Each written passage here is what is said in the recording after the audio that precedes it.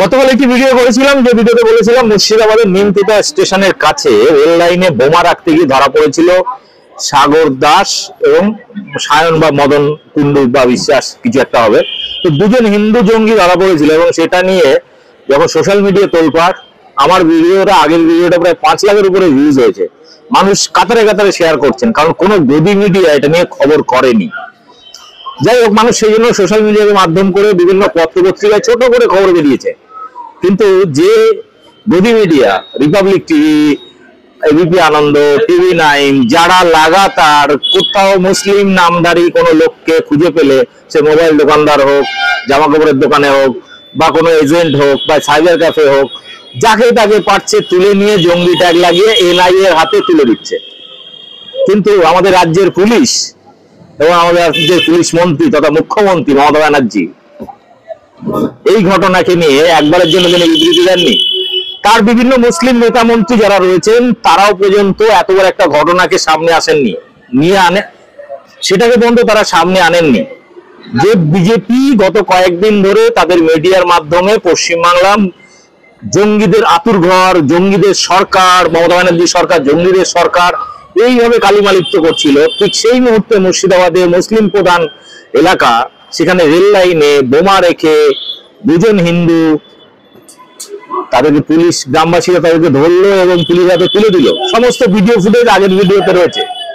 এত তথ্য প্রমাণ থাকার পরেও পুলিশ তাদেরকে 5টি কেস দিয়ে আজকে যখন কোর্টে চালান করে, জঙ্গিপুর কোর্ট থেকে তাদেরকে জামিনে মুক্তি দিয়েছে। এটা যদি কোনো মুসলিম ছেলে হতো, এতক্ষণ দিল্লি থেকে NIA টিম এসে তাদেরকে চ্যাংদোলা করে তুলে নিয়ে চলে যেত। তাদের সাথে পাকিস্তান, বাংলাদেশ থেকে শুরু করে আল কায়দা, লাদেন ফাদেন সবার সাথে যোগসূত্র বানিয়ে মুখরোচক গল্প দিয়ে আপনার মগজ ধলাই করতো। কিন্তু দুর্ভাগ্যের বিষয়, পশ্চিমবাংলার মুখ্যমন্ত্রী বা তাদের এই মুসলিম নেতা মন্ত্রীরা এটা নিয়ে একবারের জন্য মুখ খোলেননি, এটা নিয়ে কোনো গদি মিডিয়া খবর করেনি।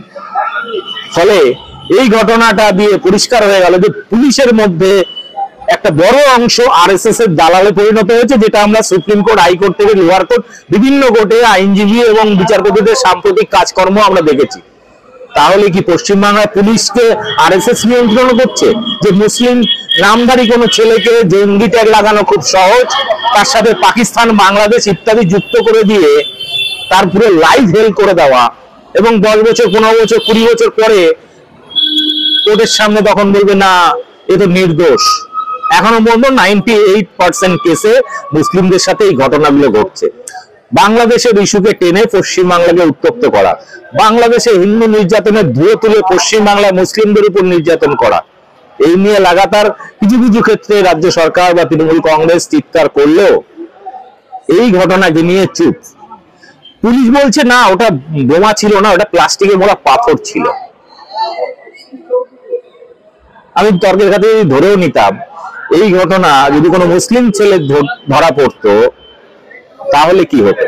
তাহলে এতক্ষণ NIA, রিপাবলিক টিভি, এবিপি আনন্দ ঘন্টাখানেক ঘেউ ঘেউ সবকিছু চিৎকার করে বাজার গরম করে দিল, দেখো মুর্শিদাবাদ সন্ত্রাসবাদীদের আতুর ঘর, এখানে মুসলিম, এখানে সমস্ত সবাই জঙ্গি, মালদা, মুর্শিদাবাদ এগুলো হচ্ছে জঙ্গিদের ডেরা, এরা বাংলাদেশের সাথে গ্রেটার বাংলাদেশ করতে চাইছে, এই জন্য এই সন্ত্রাসবাদী কার্যকলাপ, তারা ট্রেন উড়াতে চাইছে, রেল লাইনে বোম দিয়ে উড়িয়ে দিতে চাইছে, এই ন্যারেটিভটা হতো। দুঃখের বিষয় আজকে এই 2 হিন্দু জঙ্গি ছাড়া পেয়েছে এবং সেটা নিয়ে একবারের জন্য কোনো মিডিয়া মুখ খোলেনি।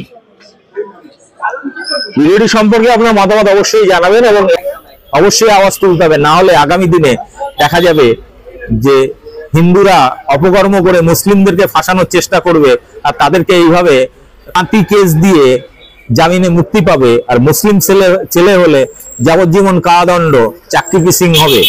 এটাই কি পশ্চিমবাংলার ট্র্যাডিশন হচ্ছে উত্তরপ্রদেশের মতো? আপনার মতামত কমেন্ট বক্সে দিন এবং ব্যাপক শেয়ার করুন। আর আমার চ্যানেল বং নিউজ লাইভ অবশ্যই সাবস্ক্রাইব করুন, আর ফেসবুকে দেখে থাকলে ভিডিও ফলো করুন।